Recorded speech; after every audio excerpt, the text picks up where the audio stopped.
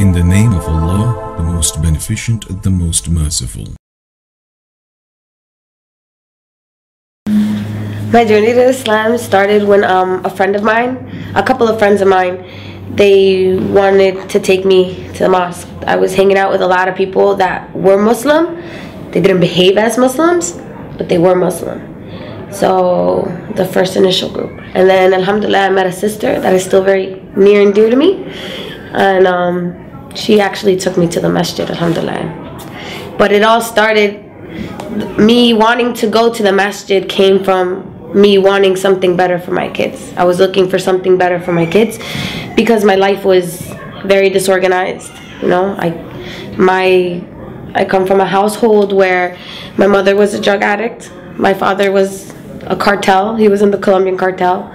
He got 30 years in jail. My mother died from a heroin overdose.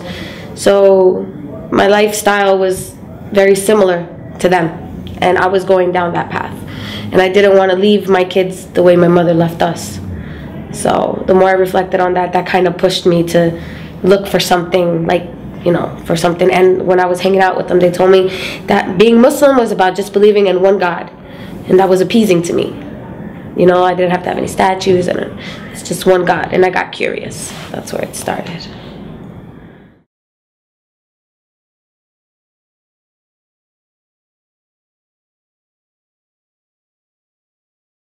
The rest of my family did not react in a positive way to me being Muslim. It wasn't so much me saying La ilaha illallah that bothered them, because they're not Catholic to the sense where they're constantly in the church, or, you know, they just go to church when it's the palms or the ashes. But it was my attire that disturbed them, and the things that I changed. I no longer was Natalie that came in with the coronas and was like, hey, party over here, you know.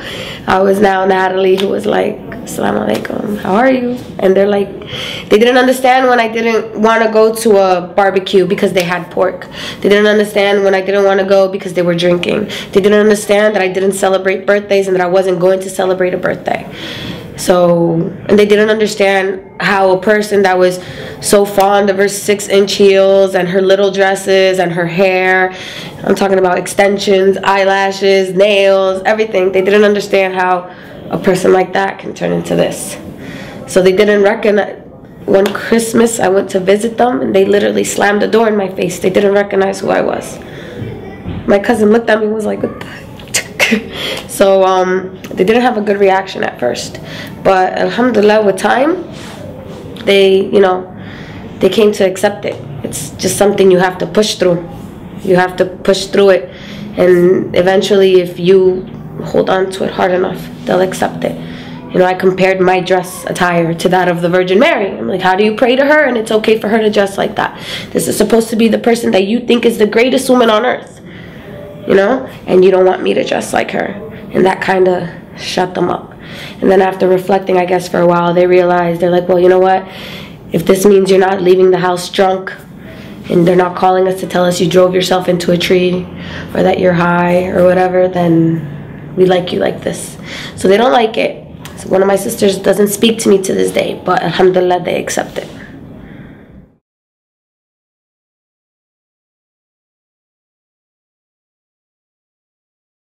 My first Ramadan was extremely difficult for me. Extremely difficult because I was new to Islam. I didn't have that many sisters in Islam. And, well, I had a lot of sisters, but I didn't know a lot of sisters, like to go to iftars and this and that. And it was my first year wearing hijab. It was in the summer. It was extremely long hours. I was also, you know, I come from a family where food is like, you know, we make huge meals all the time, and I had to cook for the kids. It was very difficult. But alhamdulillah, like, the thirst was the biggest deal. But once you push through it, and it just becomes, you know, it becomes easier. But the good thing is that the satisfaction you get when you do break your fast, of knowing that you accomplished it, and, you know, being there. What helped me was when I started to get with the sisters, you know, surround myself with these sisters, and like the bond you create with these sisters, that helped a lot too. calling each other, how are you doing? How's it going? I'm thirsty.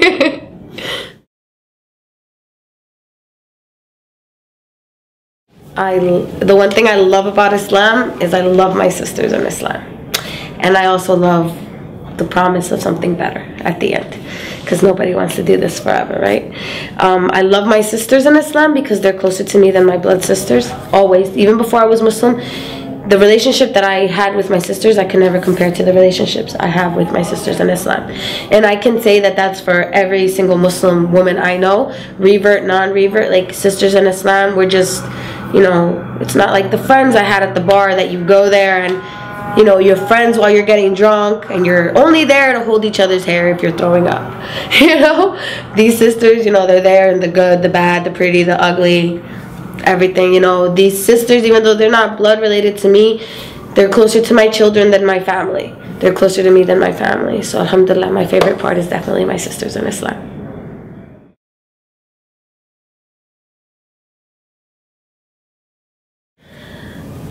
One piece of advice I'd give Latinas is look, when you read the Quran, read it, and don't just read it, like reflect on it. You know, think about it. For Latinas, especially in my country, Colombia, it's very important, our appearance. You know, our hair, our makeup, like our whole society is about how these women look, you know. And that's the hardest thing. That's one thing that I know Latin women are like, what? Oh no, I'm not putting that on my head. I'm not walking around like that. No. You gotta think that you're more than that. You're more than what you look like. The person that looks at you has to see something else, you know, and you have to realize that you're striving for something better at the end. It's just, you just have to have an open mind when you read it, and just know that it's beautiful. Every single word is beautiful, and every single word has so much meaning, and there's so much truth in everything. If you read one thing in the Quran, read the Quran. Read it. And if you find one thing in the Quran that you do not see true, then close the book and don't open it again.